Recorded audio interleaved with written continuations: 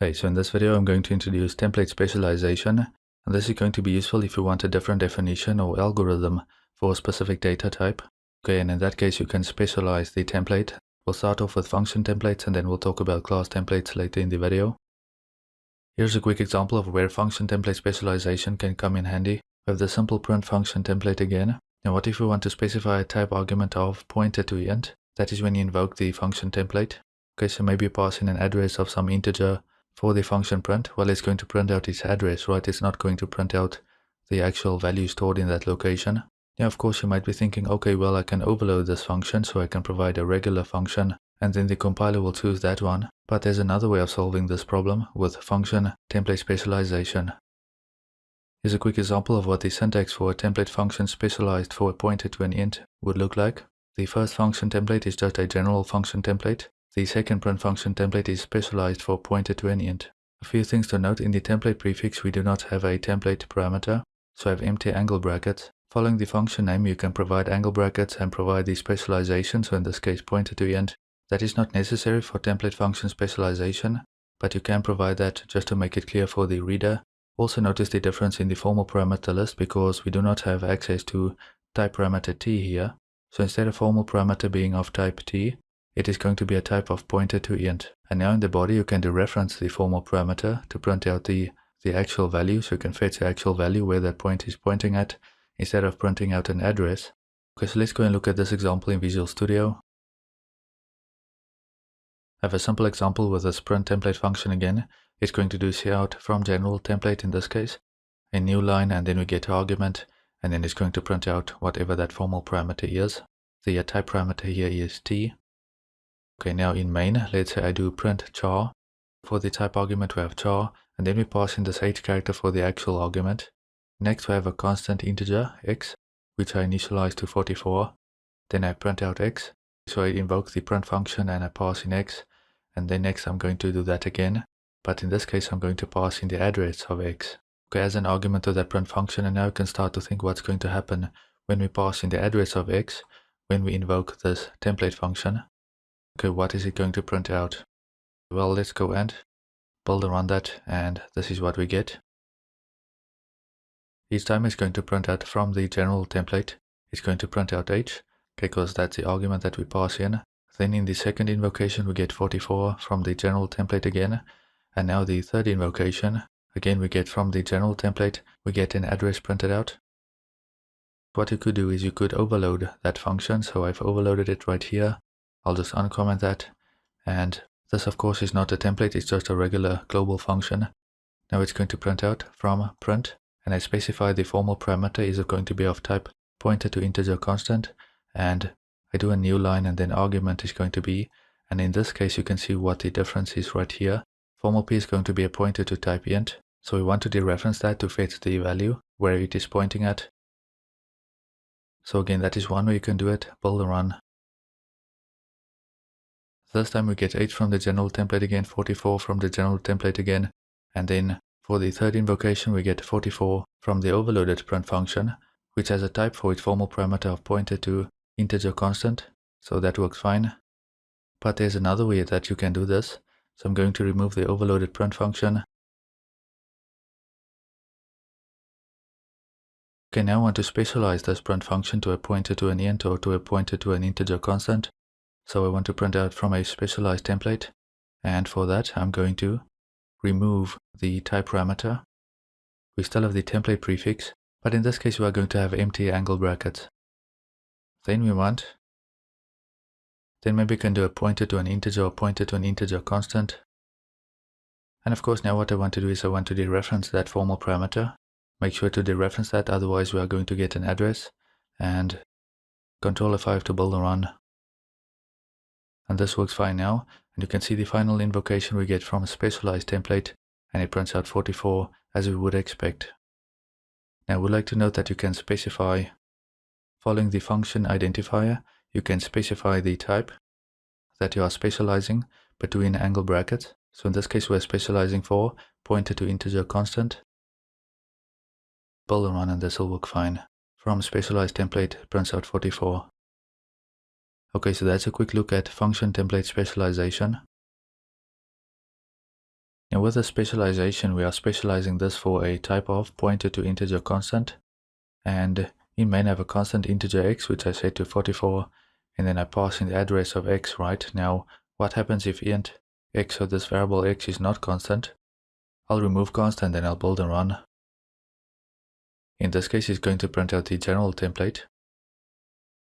But remember, this is a template specialization, so we can still specify the type. Right, we do an explicit type argument right here between angle brackets, and then between parentheses we pass in the address of x. X is just an integer, it's not an integer constant, but we pass it in here and we specify, okay, we want to use the specialization basically, and build and run, and now we get from specialized template and it prints out that argument just fine. If I click between the parentheses and I do Ctrl+Shift spacebar, we can see the versions of that function that we have available. So we have the regular or the general template.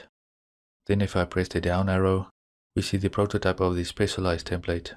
Okay, and by being explicit, we can make sure to use the correct one. Now, of course, if this was not constant, I'll just remove those, and then I'll make x const again.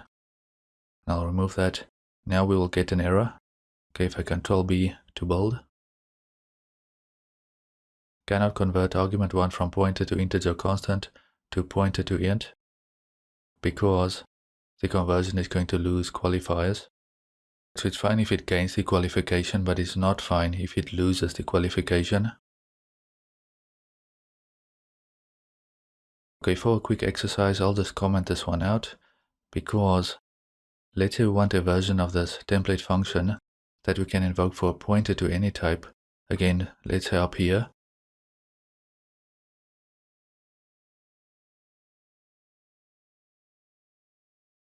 Just remove that line for now. Now, of course, if we do something like this, then it's going to be fine. It'll print out h here in the general template.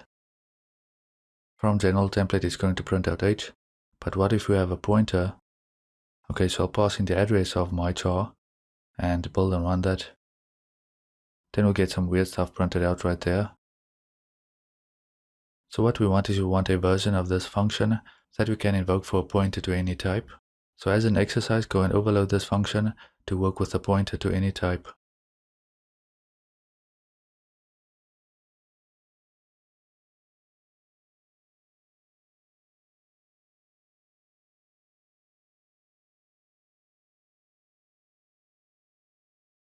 Alright, I'll copy that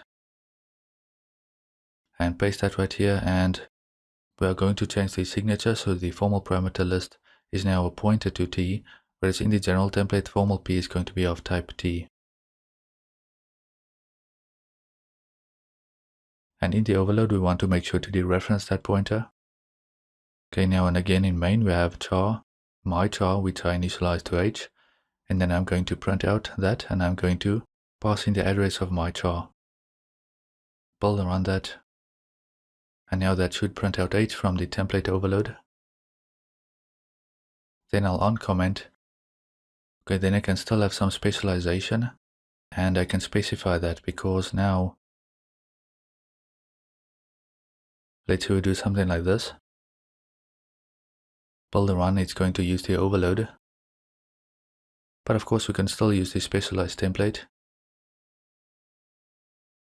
by explicitly providing the type argument, okay, that matches the specialized template.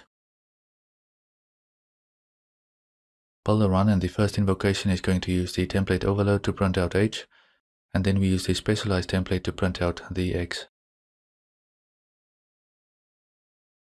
In the next section, I want to introduce complete and partial template specialization. And with the complete specialization, all of the parameters are specialized, whereas with partial specializations, only some, or in other words a subset of the parameters, are specialized. I note here only class templates may be partially specialized. Now you can sort of work around this with functions by overloading the functions to get the results that you want. We'll be using these definitions in the next example in Visual Studio. You can see the regular template definition at the top.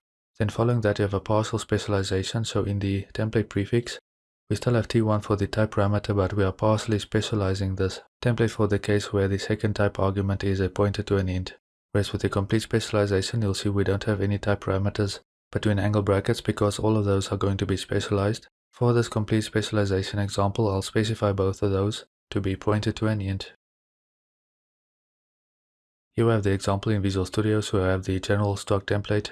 It has two type parameters, T1 and T2, and that is going to be the types for first and second. Then we have a const toString function, which is going to print out what first and second is. You'll notice that we'll have a familiar problem here as with the previous example, in that if we pass in an address to something and T1 and T2 is a pointer to some type, then it is going to print out an address here because we do not dereference first or second. So that is why I'm using this as an example. Of course, you can have something else. So you can have a user-defined type such as some entity, right? And then you can do entity.toString in the second printout. I'm just using pointers as an obvious example here. Notice the difference between the partial specialization and the general stock template up here. The partial specialization is only going to have the T1 type parameter.